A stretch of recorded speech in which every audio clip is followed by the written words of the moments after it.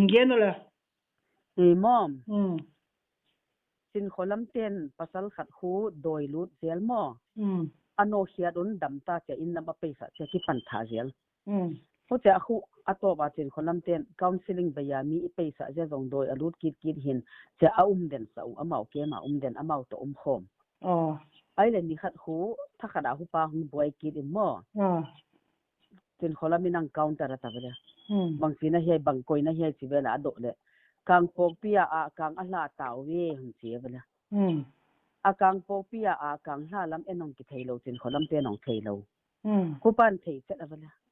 Kang pok pia nem cha kit gen makaya khu a kang ang thoi zo chat wa hi pa kwa doi hagau hu lot pa in mo. Koi na hi chi ado chang wa ma khu ko bru leng pa hi ta. Ko bru leng pa ke chi doi leng pa bele. Kumi masanga leng pa hu lot masanga leng pan a assistant pa ang sol lot. Assistant pa hu lot in aliang pa hu pai de hi hin ama hi anung le ding relax di hu zo cha da sagi cha da hu lot de hi chi. Leng pa masanga ke hu pai ka hi chi. Thum nan ha nei hin mei kwang a hat seng in kang lot thei si hin mo. Hu cha hun ol kal ka hol cha sot pi kang lot som ala sa kang lot thei hi chi chu. Kwa khu ama undong koi man hua doi leng pa lut dinga kinga si va cha thum na ho ki neu le da sagi cha da pang boi ki ta kumya koi na he cha dot cha ko bru leng pa ka hi chi bangya nang bo la chi le nagamwa galum de hi hin mo khu je a hi a kang ang ki thoi wa ki pada mo Burma leng pa to Nagaland leng pa to ko bru leng pa meeting ka neu hin mo Himi gal ahung oma hi le kagamu kalengamu sukhade hin huzia a akina nang ko nga ho dia kei khumo na pasianun ang sola hi achi na pasianun ang solin no wadi nga hoingen aget a hi na pasianun achi huzia hu genen huwa hu gal zo lo dina hiu na pangkhom thei siu na singwai mi teong pangkhom thei lo sumngen de yu na pastor teo zong athei nau kilet sa piu mo hagaw mang thai na man siu pasian na besiu na pasian nu ahat a hi hin mi ham pha na hiu hi se bang pasian na ne yu a hi wa nga no ten belo chi part of truth so ma vele thugia na mo ai le bang ka bol di we chen chin ni thuman ngol kem na bol diu chi khopa advice dung yang pai ta the first step mo kem bol ta wa singwai mi te khung kilanu tu na hian le singwai mi men thangma ma German dong apiang tha lo hi chi mo and the singwai mi te tu nga tu pathen alung hlai tai chi mo God is happy with the underground tu ana pastor te to house te min nai lo house ten rong khotaga te ne ri tang ane wa top diu mo nga pastor ten song athei naw ke le sa pi lo dingun hagaw mang thai amat diu hi hagaw mang thai nang pia po le ki pa ka hi chang ham ta hagaw siang thoda nang ham kya ta ai le hua bange ka bol di oti changa upateng pastor tengang chial kya khupa advice nge na hu pai ta ai chu advice tu ahoya wala di awala setanin jesu a hiam lai anong mole na ki suile ki tom sele chen van sol siang te nong veng di chi dia di awala ko chi da na khu deception a sang ai chu hoi dewa sang dewa he min chen kholamin aki man phanon lo I hoi kagamu ka I cho ipi ka bol diu ham cha dong ta Sin kholamina do ta she started asking what to do certain advice from dong ta seeking advice from the devil ta vela wa ang do sia nga ama pan a bol di hilin tu ni ta na ama ko denin ama pa to get dung zu ya payu a hi le tin kholam advisor to is not the holy spirit it is the devil I le devil purpose to bange se ding le guding le that di lo nga la hu pai ngai lo isiat na diu pasian to ki gamla na diu bolang kwan hi so hwa khat pa bang gau lut khung ki hengin nang koi hiki ta chi le siwa ka hi Maharashtra padang pai ka hi na pasian nang ko ho diang solin na mi te hoina dingen tang again hin ka gen u si ka get u lo sa ang sol hin kang ho u lo ni som ang god hi chi mo thua zo lawang pai ka hi na pasian to thopi hi a thu zu yun chi ga la gen ale bang ka bol di we se man advice dong zel ta say seeking advice available here ka pathen no chun น้องเสตันฮีก็pasien un messenger rang jang lo di hen na zong se hi en mo ka pasien to ko to ki ho thei direct ki ho thei ka hi nang advice ka de si foreign je di de chu ai le ipi ka bol diu ham I ka ti diu ham si ta dong ta ko tenga deception ama nung lu ta vela te ama pa advice pa yin hu ja kang po pi lam achial bang mo a ka nga ki thoi te vela a kang ki thoi na ko pasien alung kim lo seng a galung ki declare ta vela ko ja christian te pasien bezo lo te go nang tung ta vela ya ibia pasien khu mu thei lo ha gaw hin mo vela to amon mu thei yang bia u ta vela ho pa ja lup sa un upate pastor te chialun pastor te ngai da mung thum he hung pai he ati le pai kim lo akiwat na lai akim nai poi ati na lai akim nai poi ati ye hung pai de on cha wa abading bel le tun akim tai ke hung ta sang lo teng teng in khup dina ngai da manget lo le adam sunga hagaw gilo na lut khom de hi chi bel puang ngai chu ngai dam nge na a khup din deu chi vela our god never asked that one more vela ipasianun hu to a direct a mi dil lo ai chu akim nai siu aging talo om hin ho aging talo ten kin de min ngai dam ngen he khup din ngai dam ngen he chi dan hu asunga hu in hu ama ka ku ngai dam king it sama huwa vele huwa vele ai de ipasianun hi to a demanding lo ai chu vela god deals with man very very subtly mo ki phual gu ta pasian ni a deal ai chu direct a pasian to mi hingi ta ki ho lo ai chu na thei aman tu khup dina ngai da ma thum deu chi mai wa zong e di non si e ja I loi no khu mi nang ge dai chu ama chu ta sang hi mi ging ta lo te chu lam dang hi mai chin kan dong lam chu lam dang mai ja gen wa ka thum mang pa hi bang hi ja khang do changa setan le pasian chu ki ho kha zo pa ki ho ma hilong setan in aba bol hu zo atha som ma bela atha som tin asiat nang bol atak teng agan teng anei lam teng le ama ta satung na san a khoi setan in sil hoi mong bol lowin gali zo na diu mong setan in gen pi lo ding pasian lamin gala zo le amau leng gam boy di hi in aleng gamu boy lo na dinga chin kholam khu ang hemun deceive ang bolu wa chin kholam ta sang mi tam pi ten chin kholam thugen khu ang ta sang chiang wa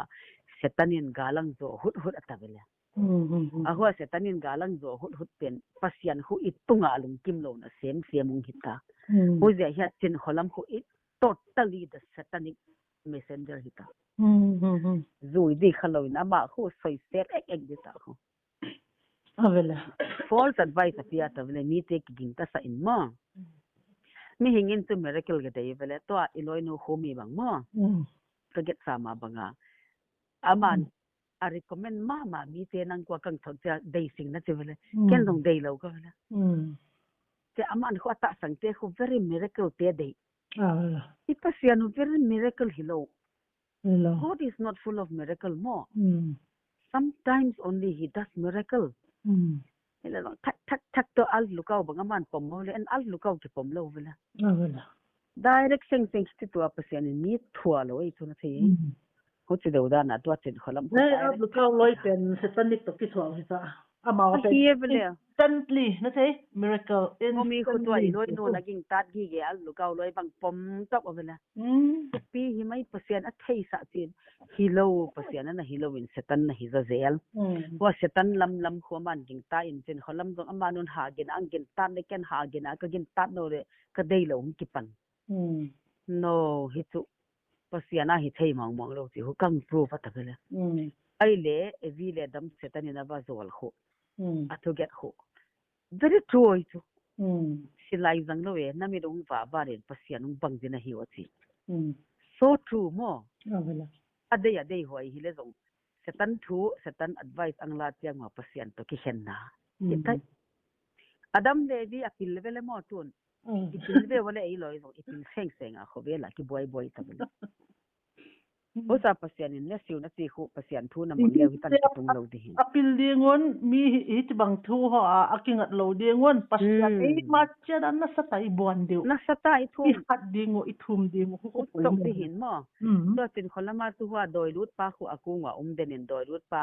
ahun hun pia doi hun ki pan de ama hu buain cha thuang get announcement abonin ama announcement dungzuya chin kholamin khovelang he tabela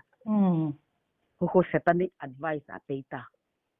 pasian hinon lo setan au che hagau siang thau ka hi ati au che siva ka hi au che kaulu leng pa ka hi ati doi te ki molu vele ho hu pa su ki mol ai de to iloi non ho hagau siang thau ha min ma mai hagau siang thawin hagau mang thai hin piaun ati umchi na pastor te athei na azil na ki le sa piu hi hagau piu tang bal te jong kham thei bol nge na hi hagau mang thai manun ka ki pa na hagau mang thai to hi achi ai le hwa ken ta dong na chu bang chi a ki para I pasia nu hi chi to a se tan to ki pol the ya me hing khat sunga teng kho ma ta wai cha kang do ta vela God will never live in the same body with the devil, the spirit of the devil more. Pasian to setan ki pol thelo way to they are always enemies. Enemy hidden hin no. Ku pasunga uche hagau siang thau ham, uche siva ham, uche kobru ham. Ta ta sangai le. Mozel ho point ta pagin ta thelo ni ho. Ki thelo way to. Ho chenga mo pasian hagau na sep na hita ta le. Akhat pa dong hitya unconscious le bang mathelo wa umlo di na thi. Khalo di normal ham. To ama pa ko unconscious banga ngeng cha ngeng. That means somebody is operating. Somebody else is operating inside him. Not the Holy Spirit. Holy Spirit ne ya operate te hu hitilo wo. Normal. To normal ham. Ko ke jong ma ka sa in chen mo atam roi mi sign laging ta thawon ro changa hi lo khada hing tu tha dio bangkalau thong mo ala wai to chin kholam na se phua poya ta hu again ding la lo na che mi tam pin ang soi sel ve ve hi a soi sel long tam hi lo win sin ya ilam kai te ule gal do te ang hung zui wa ang bol khal gal do tengin ama advice alau gal kap tengu ama thua pai hu chi le pen bang hi galilos na diu gal na zo lo diu hi si bula pada puang wa hagawin mo gal ngom ding hin gal na zo lo diu hi na pangkhom thei po ve chi vela gel gal na lel diu cha hoi ta ge na ai le kalel lo na diwa bange ka bol diu cha amal advice ang nga cha nga akhat pa hagaw pen thumu ki sain adu da hi la ta hu hagaw bo advice a pe kha ala wai hin mo sil dei hoi lo pen chin kholamin ang bol pi ta ho nelong pasien zalin bal maya kun lo mi sang sagi ka nei na lai hi pasien a chi thowa mo apua khate ko ki bol the so na dang bang mal lo thum na ha thoin the le thum ko hi mai mo mi sa te ve mo pasien lam kalama ko te ha mele apai te lam te adia amo zo lam pai te lamin so chin kholam chi ki jing ta lo ho ki dei lo mo ki dei mong lo win tha do lam ten so ha ne aneu tha do te chu igen ma banga doi be chi mong a ka nga ki thoi na lai te hi mo un mo a ka nga ki thoi na mu no khu kang bok pi hin it was a big festival chief Manipur chief minister pa panna festival ai chu hotenga adoi siam po paun a kang khat a jang ki thoi ang ha avele a kang ang ha chet le tua ko bru leng pa hi pa sunga ang lurin chin kholam ko ang ki puangin nagamwa galum bi hi chi ta vele galum le ke ho len gam su khadi hin hu ji anang ko kin dewa ang sol na pasian nang sol asi changwa na pasian si le chin kholam pen kha bange convince ta pasian tu ngai nai ni le rong setan thu a pasian thu vaza se ngai lo pi setanin pasian thu chu adi gen lo ti thei sa hin mo setan hi chi khu chi thei lo vele man ale gal ka zona diwa ipi ka bol di ham kagam ka in hi chu o kagam pi kalung si hi chu o ipi ka bol di hitam chi ang do chianga thu mu ki sa in thak advice aban banang piale tu ni tana huwa paiden